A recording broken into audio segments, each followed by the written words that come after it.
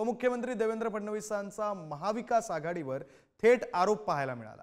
48 पैकी 14 लोकसभा मतदारसंघांमध्ये वोट जिहाद झालाय अशा प्रकारचा आरोप उपमुख्यमंत्री देवेंद्र फडणवीसांनी केला। धुळ्यात 5 मतदारसंघात भाजप पुढे असूनही मालेगावच्या आघाडीवर काँग्रेस जिंकल्याचा दाखला हा देवेंद्र फडणवीसांनी दिला। मुसलमान मतदारांचा उल्लेख न करता ठरवून महाविकास आघाडीला एक गठ्ठा मतदानाचा आरोप हा देवेंद्र फडणवीसांनी केलाय। निवडणुकीतली हार जीत महत्त्वाची नाही, पण काही लोकांचा आत्मविश्वास वाढलाय असंही देवेंद्र फडणवीस म्हणाले। संख्या कमी असली तरीही संघटित मतदान करून हिंदुत्ववाद्यांना पराभूत करू शकतो हा आत्मविश्वास वाढल्याचं देवेंद्र फडणवीसांचं म्हणणं आहे। तर हिंदू मुलींना फसवून लग्न करण्याच्या लव जिहादच्या घटना वाढतायत असंही देवेंद्र फडणवीस म्हणाले। महाराष्ट्रात लव जिहादच्या 1 लाख घटना घडल्या असल्याचा दावा हा उपमुख्यमंत्री देवेंद्र फडणवीसांनी केला। या निवडणुकीमध्ये आपण बघितलं कशा प्रकारे वोट जिहाद आपल्याला पाहायला मिळाला। वोट जिहाद काय अर्थ आहे वोट जिहादचा? वोट जिहादचा अर्थ आहे, एकच साधं उदाहरण सांगतो। धुळ्यासारखी जागा, ज्या जागेवर 6 विधानसभेपैकी 5 विधानसभेमध्ये 1,90,000 मतांनी पुढे असलेला उमेदवार केवळ मालेगाव मध्य या एकाच विधानसभेत 1,94,000 मतांनी मागे जातो आणि 4,000 मतांनी निवडणूक हारतो। निवडणुकीतला जो वोट जिहाद आहे, 48 पैकी जवळजवळ 14 लोकसभा मतदारसंघामध्ये अशा जिहादी पद्धतीनं त्या ठिकाणी आपल्याला मतदान होताना दिसलाय।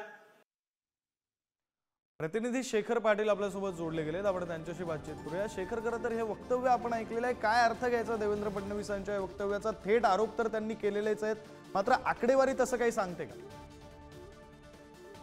विक्रांत, आपण बघितलं तर काल कोल्हापुरातले कन्हेरी मठ या ठिकाणी संत समावेश या कार्यक्रमामध्ये त्यांनी भेट दिली होती आणि त्या भेटी दरम्यान त्यांच्या भाषणामध्ये त्यांनी वक्तव्य जे आहे ते केलेलं आहे। एकूण 48 लोकसभा मतदारसंघांपैकी 14 लोकसभा मतदारसंघामध्ये वोट जिहाद जो आहे तो झाल्याचा आरोप त्यांनी केलेला आहे। खरं तर महाविकास आघाडीवरतीच खरं तर हा आरोप जो आहे तो केलेला आहे। मुस्लिम समाजाचा खरं तर उल्लेख न करता त्यांनी हा जो आहे तो आरोप जो आहे तो करताना पाहायला मिळाला। खरं तर आपण बघितलं तर अनेक हिंदू मुलींना फसवून लग्न करण्याच्या लव जिहादच्या घटना देखील वाढलेल्या आहेत असं देखील त्यांनी या ठिकाणी म्हटलेलं आहे। महाराष्ट्रात लव जिहादच्या घटना सातत्यानं वाढत चाललेल्या आहेत आणि आता हा वोट जिहाद जो आहे तो महाराष्ट्रामध्ये सुरू आहे आणि त्याच्यामध्येच मालेगावचं देखील त्यांनी उदाहरण त्या ठिकाणी दिलं।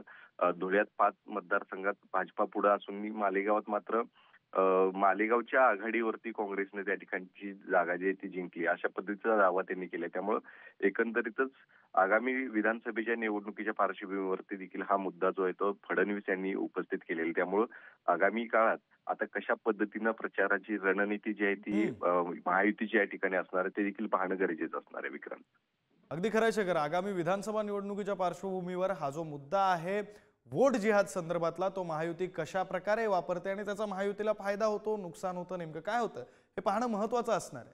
मात्र आत्ताच्या घडीला आपण बातमी पाहतोय, उपमुख्यमंत्री देवेंद्र फडणवीस यांनी महाविकास आघाडीवर थेट आरोप केलेले आहेत। 48 पैकी 14 लोकसभा मतदारसंघांमध्ये वोट जिहाद केल्याचा आरोप उपमुख्यमंत्री देवेंद्र फडणवीसांनी केलाय।